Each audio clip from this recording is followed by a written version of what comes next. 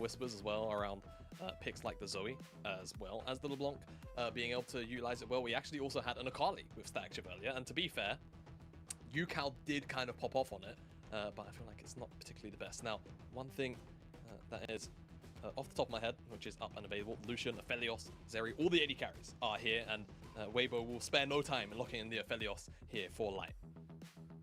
Yeah, get the Aphelios in. It is still very, very powerful, especially when you know that's something that the Vi is taken away. Just kind of the premier jungler right now. We'll see how BLG want to try and bring themselves in. They are no strangers. They are no kind of, you know, not afraid, I suppose, to kind of lock in their solo laners right and early. They don't really mind giving Elkanon kind of lower priority because they have so much confidence in that bot lane to say, look, there's only so many bans and you can't ban away everything. Yeah, exactly. So Annie gets locked in. Things like the Wukong can also go alongside this. Things like the Viego as well. Zeri, if you want an AD carry. Anything really that pairs well with the Annie or just an AD carry, right? It's that simple. You could also technically go down the route of Lucian Nami if you want to have a strong duo, but I feel like, for me, into the Aphelios, you really have to slam it if you do take it. So I prefer that they go towards the Wukong for now and just lock in a very, very strong mid-jungle duo. Yeah, get that strong mid-jungle, give yourself that big AoE team fight. And that's the thing, that's why Annie Wukong is so powerful, is that you get the sundown from Annie, you get the Cyclone going off. You can't really move if it's on the top of the Aphelios for any time at all. So we'll see what Weibo want to try and respond with here. Of course, the Maokai is still left open, so something they can lean towards if they wanted to. Maybe get that Jace into that mid lane. But the Gragas does a similar thing. And this is Xiao, who's basically kind of exclusive mid lane champion. He has been picking this so much recently just to kind of give himself that pressure. I will say it could still technically flex into Weiwei, and that's going to be Renekton now locked in for the Shy. So the Shy getting himself a little bit of a carry. Yeah, I mean, not too bad. We've seen a lot of Renekton priority over the last few weeks since the buffs, of course, so a lot of teams very happy to pick this one up. And I mean, the amount of clips that are just coming out of Renekton just having these massive pop-off team fights is huge. But one thing this also does kind of dissuade is Bin going towards something like the K'Sante, but he has the Kennen, and I mean, this going through and being locked in now for BLG, it's just a shotgun comp right now, right? It's, you know, Annie, Wukong, Kennen. How well can Weibo defend against all of this hard engage with AoE damage? I love that you brought it up earlier as well. It was something that you said that, like, you know, the Shy and Bin are not afraid of going toe-to-toe. They don't need to play tanks. It just happens that the meta right now is around those particular picks. So love that we're seeing this coming in here for the side of BLG and Weibo as well. And I want to see some fireworks. I want to see these junglers, depending on if that's a Gragas jungle or not. I want to see them going up towards that top side and making things happen. Yeah, absolutely. I mean, for me, Bin being ahead or having gold on something like the Kennen, we've seen how many times he's just rolled into team fights and absolutely 1v5. But not only that, even if he doesn't get ahead, like, Kennen will still provide a massive amount of resources for the team. And same thing for the Renekton, right? Because of how much power it seems to be bringing to a lot of these team fights here in the LPL at the moment. Like you mentioned, I would love to see Shun or Weiwei get out towards the top side and try and influence the top side of the map. Could be difficult. There is a fair amount of nuance around the Kennen Renekton matchup, which can make it difficult, but away from that, I do like this potential Poppy call out, just because if BLG are looking to go towards something like, let's say, Zyra Khan, Poppy could be a very, very easy to lock in champion here for Weiwei, which would very happily dissuade all of the engage or follow-up setup from Shun and on those two picks, as Weibo likely, actually, they call it out themselves. They say, you know what, Poppy banned, we're going to remove the Rakan, so Zyra Khan as a duo will be infinitely weaker. Yeah, honestly, I love this coming in from Weibo as well. You think of Rakan. Honestly, if I think of Rakan, I think of On. That's just straight up how I think right now, because it does feel like right now BLG's support is feeling like the best support in the league, even above missing. You know, unfortunately, it's a 5v5 game, so not quite able to have the kind of the full team set up to take down JDG. But now BLG, give Elk the Zeri, and this is something that he's been popping off of in spring. He's had plenty of practice in, and look, Zeri is still busted, still very survivable as well, considering they will be jumped on by a Gragas and a Renekton. Yeah, absolutely. So I expect that BLG will try to take up the Lulu. I don't feel like they want to have to deal with that. You know, of course, the Zeri plus Lulu. They could, of course, still go towards the Nautilus instead and just accept that Zeri and Lulu will Zeri and Lulu, but just stack the engage, right, between the Nautilus and the Gragas. So that's the option they go towards. Seems like, I mean, if they go towards the Sejuani, it's going to be very, very heavy bruiser, but it would stack the engage. But options are plenty for Weiwei, honestly, in a composition like this. It really depends on where Weibo exactly want to land, as the jungle pool hasn't necessarily been pinched too hard this game.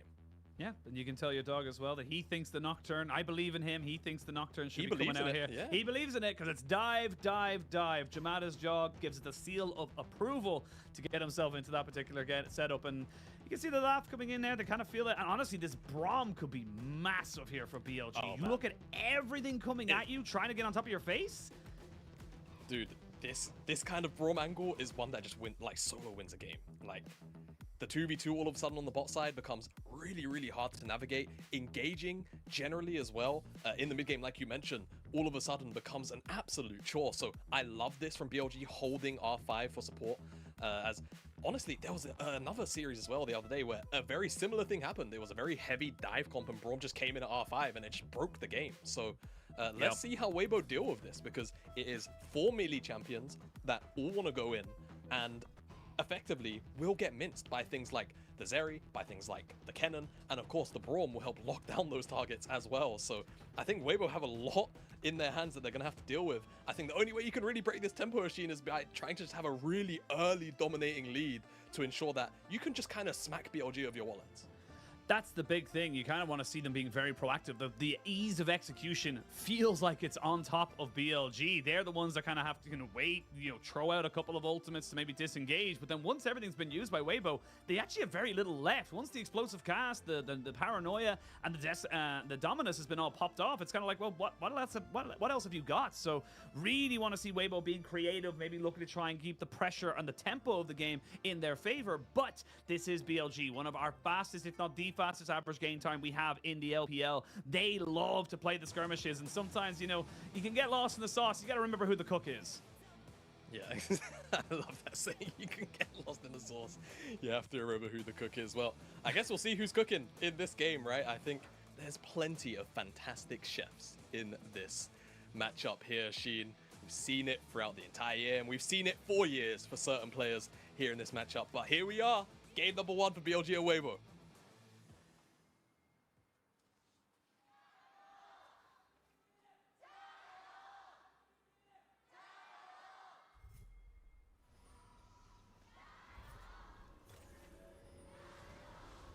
We almost get a level 1. This one right now, just kind of using it as a little bit of a sentry to move forward here, but hook misses there onto Yagao. There is a TP that's being put into the mid lane. That's going to be the Kennen coming in off a bit of a flank, but that the Gravitum's going to bring everyone there. It's going to be a very close little fight. Full 5v5, and we're only 6.5 minutes into the game. They do not know the Kennen is here! And the slicing Maelstrom decimates Weibo. They didn't know. They had no idea, but they're trying to turn this one back because the health bars are so good. This Shy did enough, and now over the wall, Light tries to make it back for his team. Weibo traded 3 for 2. How did they come out of that on the better half? This isn't like, it's weird because, Paranoia comes down on the bot side, and yeah, you're dead, Bin. Nothing you can do about that. That's the kind of combination I wanted to see. And On put up the shield the wrong way, and the Shy was looking for a little bit of a flank. Now a TP's coming in. They're going to try and jump onto the Shy with the slicing Maelstrom to keep him down. He was isolated, and that's the kind of plays we're talking about. BLG found an opportunity, and they took it immediately. Gonna find Weiwei in that version. Shun's just gonna immediately turn around. Oh my goodness, they want the engage? Yeah, Chris went a bit too far forward with his hook, so now he's kind of isolated himself, and he will be taken out by Yagao. Now the Shy trying to see if he can jump onto Yagao. They've already used a lightning crash. They're going to burn him down. That's a lot of alcohol shown right into the face of the Annie. Burns her all the way, and that's a 1-for-1 trade, so we're seeing a tit for tat. This game is going nowhere. The gold has stayed the same, and this honestly will probably go down to a massive 5v5 probably around the Baron. Using that information, they're kind of saying, look, they don't think that we're going to do it without Zeri. Yeah, and it's already at 6k, and they've got to check into vision. This should be dead. They have to go hard engage right now, Weibo. They have to. Here we go. They're going to try and find Weiwei on the backside here. Bin getting explosive cast right in on top of everybody, but they're isolated. This is not what you want, but now Elk, seeing if he can turn the tides of this fight, will be able to take down Crisp. And it's again another 1-for-1. The key difference here, though, is that Bin did not lose his flash and didn't have a chance to lose his teleport. It's a smite fight when it's not a smite fight at all. Here's going to be the engage from Crisp. Xiaohu kind of corralling, herding everyone back towards this one. The Shy goes in, but he's a little bit isolated, and the Shy will lose his GA first. Now, can you re-engage here as Weibo? That is the question. Knock up dead. 5v4 is the next little bit as we have a little bit of a 1v1. Bin has to deal with Wei. Wei gets stunned up. Wei's getting taken down. And Wei loses his GA, but Bin trades his life. You can see just how much resources BLG had to throw at this just to have a chance in this fight. With the Baron pushing in that mid lane, it's difficult. Ashin, there's still Flash and Tibbers available from Yagao, and he's just about off vision. I think they spotted him out. That blue wall definitely did now. Yeah, they're going to go from Xiaohu's going to see if he can make this one work. He has got the stopwatch. Excuse me, the Zhonya's. His light kind of puts in the work. Elk jumps over, out of the frying pan and into the fire. Elk is dead. On goes down as well. Yagao trying his absolute best, but a TP towards that bot lane means that Weibo will be taking a 1-0 advantage. Flash, hook on top of Sean, and he is going to go down as well. Another ace comes out as Weibo take themselves to 1-0 in this series. Yes, they will indeed, and out of the fire into the frying pan, into the darkness for Elk in the back end of that play. And it means Weibo will very happily take this game number 1. And, I mean, honestly, uphill battle, right? Compositionally, this is one where you'd maybe favor BLG, but Weibo do not care about that. They created a big enough gold lead, and they will happily stroll into game number 2 ahead. And our Weibo, just the kryptonite